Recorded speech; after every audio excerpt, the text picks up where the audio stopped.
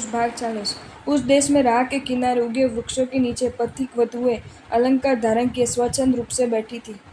देखकर लगा इस राज्य में सुराज्य है, सुशासन है। प्रत्येक गांव के गोकुलों में वृक्षों तले बैठे गोप बालक सानंद ऋषभ चारित्र गा रहे थे, मानो भद्रशाल वान से लाकर रोपण किए हो ऐसे बहुसंख्यक फलदायी सघन वृक्षों के समस्त ग्राम अलंकृत थे। वहाँ प्रत्येक घरों में दान की दीक्षा लिए गृहस्थ याचकों का अनुसंधान करते रहते। भरत राजा द्वारा उत्पीड़ित उत्तर भरताड़ से भागे हुए गरीब म्लेच्छगण यहाँ के अनेक गांवों में जा बसे थे। वह स्थान भरत क्षेत्र से अन्य सा लग रहा था।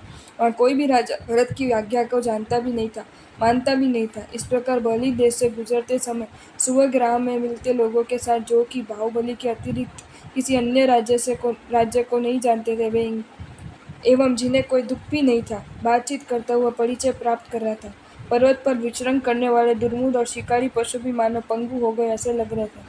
प्रजा के लिए अनुराग भरे वाक्यों एवं महान समृद्धि के कारण वे बाहुबली की नीति को अद्वितीय सुखदायी समझने लगे थे। राजा भरत के लघु भ्राता बाहुबली के उत्कर्ष की बातें सुनते सुनते आश्चर्यचकित सुवेग अपने स्वामी के संदेश को सोचता हुआ तक्षशिला के निकट पहुंचा।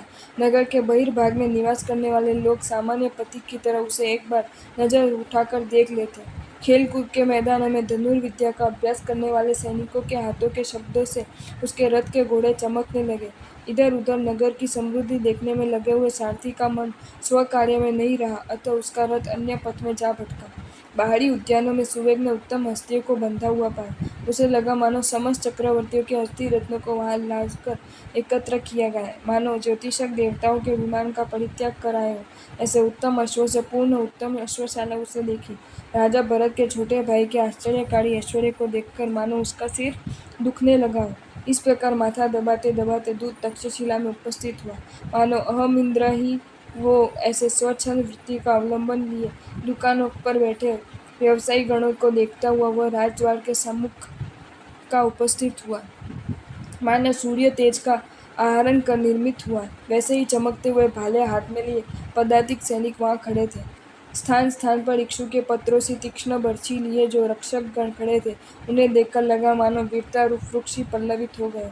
कई प्रस्तरों को चूर्ण कर देने वाले मुद्गर लिए सैनिक खड़े थे, वे एकदम हस्ती से लग रहे थे। कई नक्षत्रों पर्यंत तीर निक्षेपकारी एवं शब्दभेदी तीर का भी निक्षेप करने में समर्थ धनुर्धर पीठ में तूणीर कैसे और हाथों में काल धनुष लिए खड़े थे, जैसे द्वारपाल हो ऐसे दरवाजों के दोनों ओर सूंड उठाए खड़े हुए। हाथियों के कारण दूर से वह राजद्वार बड़ा भयंकर लग रहा था। उस नर केसरी के सिंह द्वार को देखकर सुवेग के मन में विस्मय उत्पन्न हुआ। भीतर प्रवेश को आज्ञा पाने के लिए वह राजद्वार पर प्रतीक्षा करने लगा। राजमहल में प्रवेश का यही नियम है। उसके अनुरोध पर द्वारपाल भीतर जाकर बाहुबली से बोला कि आपके अग्रज का सुवेग नामक दूत बाहर खड़ा है। राजा ने उसे भीतर ले आने की आज्ञा दी। छड़ीदार ने बुद्धिमानों में श्रेष्ठ सुवेग नामक दूत को सूर्यमंडल में बुध के प्रवेश से उस सभा में लाकर उपस्थित किया। वहां विस्मित सुवेग ने सिंहासन पर बैठे तेज के देवता से बाहुबली को देखा, मानो आकाश से सूर्य ही उतर है। ऐसे तेजस्वी रत्नमय मुकुटधारी राजा उनकी सेवा कर रहे थे। निज स्वामी के विश्वास रूप सर्वस्व बल्ली के संतान रूपी मंडप के समान और परीक्षा द्वारा शुद्ध निर्णित हो गए ऐसे प्रधानों का समूह उनके पास बैठा हुआ था। प्रदीप्त मुकुट संपन्न एवं जगत के लिए असह्य ऐसे नागकुमारों से राजकुमार उनके आसपास उपस्थित थे। जी हाँ, निकाले सर्पों से खुली तलवारें हाथ में लिए खड़े हजारों अंगरक्षकों से वे मलयाचल से भयंकर लग रहे थे।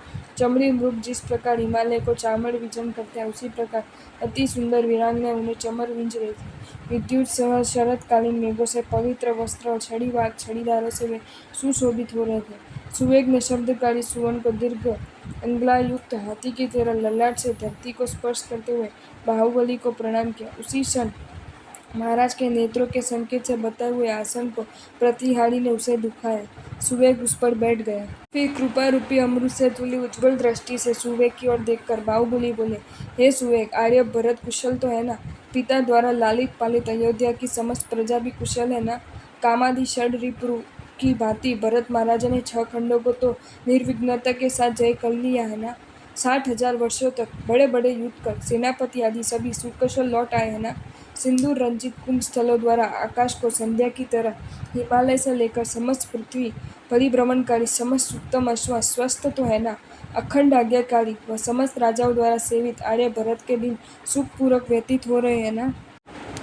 इस प्रकार प्रश्न करके वृषभात्मज बाहुबली जब मौन हुए, तब निर्विघ्न बने सुवक करबद्ध होकर बोले, समस्त पृथ्वी को सकुशल बनाने वाला राजा भरत की कुशलता तो स्वतः सिद्ध है। आपके अग्रज जिनकी रक्षा करें, उनके सेनापति अश्व, हस्ती, यहाँ तक कि समस्त अयोध्या नगरी में किसी का अनिष्ट करने की शक्ति विधाता तक में नहीं है।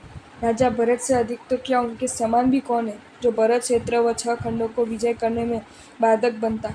यद्यपि समस्त राजा उनकी आज्ञा का पालन करते हैं, उनकी सेवा करते हैं, फिर भी महाराज का मन प्रसन्न नहीं है। कारण दरिद्र होकर भी जो अपने कुटुंब द्वारा सेवित होते हैं वे ईश्वर है, किंतु जिनकी कुटुंब ही सेवा नहीं करता है, उसे ऐश्वर्य का सुख किस प्रकार होगा।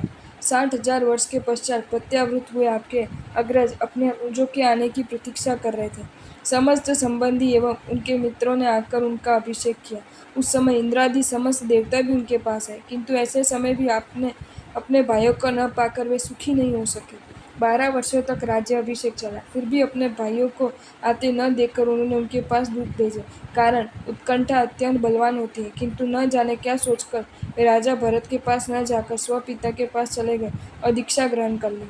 अब वे मोह ममता रहित हो गए, उनके लिए न कोई अपना है न कोई पराया। अतः महाराज भरत को भ्रातृ प्रेम उनके द्वारा पूर्ण नहीं हो सकता। यदि आपके हृदय में भ्रातृ प्रेम हो तो आप वहां चलकर महाराज के हृदय को प्रसन्न करें। बहुत दिनों के पश्चात आपके अग्रज प्रत्यावृत हुए, फिर भी वे आप बैठे हुए, लगता है आपका हृदय वज्र से भी अधिक कठोर है। आप अग्रज की प्रवज्ञा कर रहे हैं, इससे प्रतीत होता है आप निर्भीकों से भी निर्भीक है। नीति वाक्य है, शूरवीरों के मन में भी गुरुजनों का भय रहना चाहिए। एक और विश्व विजय, दूसरी ओर गुरुजनों का विनयकारी, इनमें प्रशंसा योग्य कौन है। ये विचार करने के लिए परिषद लाने की आवश्यकता नहीं है, क्योंकि गुरुजनों का विनयकारी ही प्रशंसा योग्य है। आप लोगों के इस अविनय को सहनशील महाराज सहन करेंगे, किंतु निंदकों को निंदा करने का अबाध अवसर मिलेगा। आपके अविनय को प्रकट करने वाले निंदकों के वाणी रूपी तक के छींटे धीरे धीरे महाराज के दूध से हृदय को निकृत कर देंगे। स्वामी के विषय में यदि अपना सामान्य सा भी छिद्र हो तो उसका निरोध करना चाहिए, कारण सामान्य छिद्र भी जल बांध का विनिष्ट कर सकता है। आप ये मत सोचिए कि मैं इतने दिनों तक नहीं गया तो अब कैसे जाऊँ। आप चलिए, क्योंकि सुस्वामी त्रुटि को ग्रहण नहीं करते बल्कि उसकी उपेक्षा करते हैं। आकाश में सूर्योदय होते ही जैसे कुहासा नष्ट हो जाता है, उसी प्रकार वहाँ जाते ही निंदकों के मनोरथ नष्ट हो जाएंगे। पूर्णिमा का चंद्र जिस प्रकार सूर्य से तेज ग्रहण करता है, उसी भांति उनसे मिलने पर आपके तेज की भी अभिवृद्धि होगी। स्वामी से आचरणकारी अनेक बलवान पुरुष अपना सेव्य भाव परित्याग कर महाराज की सेवा करें। जिस प्रकार देवताओं के लिए इंद्र सेव्य, उसी प्रकार कृपा करने में एवं दंड देने में चक्रवर्ती समस्त राजाओं के सेव्य होते हैं। आप यदि केवल चक्रवर्ती के रूप में ही उनकी सेवा करेंगे तो भी आपका भ्रातृ प्रेम ही प्रकाशित होगा। आप यदि ये सोचें कि ये चक्रवर्ती तो मेरे भाई है, अतः वह ना जाओ, तो वह भी अनुचित होगा। कारण आदेश देने का मुख्य उच्च राजा ही होता है, वह कौटुंबिकों से भी अपनी आज्ञा का पालन करा सकता है। चुंबक जिस प्रकार लोगों का आकृष्ट करते हैं, उसी प्रकार उनके उत्कृष्ट तेज से आकृष्ट होकर देव, दानव और मानव सभी भरतपति के निकट आते हैं। जबकि इंद्र भी महाराज भरत को अपना अर्धासन प्रदान करते, तब उनके सुहृद होकर क्यों नहीं उनके निकट जाकर उन्हें अपने अनुकूल बना लेते। यदि आप वीरत्व के अभिमान में महाराज का अपमान करते हैं, तब तो सैन्य सहित आप उनके पराक्रम रूपी समुद्र में एक मुट्ठी धूल लेंगे, धान्य के आटे की तरह विलीन हो जाएंगे। चलमान पर्वत से उनके ऐरावत तुल्य 84 लाख हस्तियों का वेग सहन करने में कौन समर्थ है। उनके प्रलयकालीन समुद्र के कल्लोल से समस्त पृथ्वी को प्लावित करने में समर्थ 84 लाख अश्व और 84 लाख रथ का निवारण करने में कौन समर्थ है। 96 करोड़ उनके पदातिक सिंह की भांति किसके हृदय को भयभीत करने में समर्थ नहीं है। उनके एकमात्र सेनापति सुसैनी यदि हाथ में दंड लिए आए तो देव और दानव कोई भी उनके समाकुल नहीं हो सकता। सूर्य के सम्मुख जिस प्रकार अंधकार का कोई महत्व नहीं, उसी प्रकार चक्रधारी भरत चक्रवर्ती के सम्मुख 3 लोक नगण्य है। इसलिए हे बाहुबली, तेज और उन दोनों में आपसे बड़े महाराज भरत राज्य और जीवन के इच्छुक आपके लिए सेव्य है। आपको ये वीडियो अच्छा लगा हो तो इसे लाइक करें और शेयर करें, और ऐसे ही नए नए वीडियोज़ देखने के लिए सब्सक्राइब करें हमारी channel Jain facts and stories को।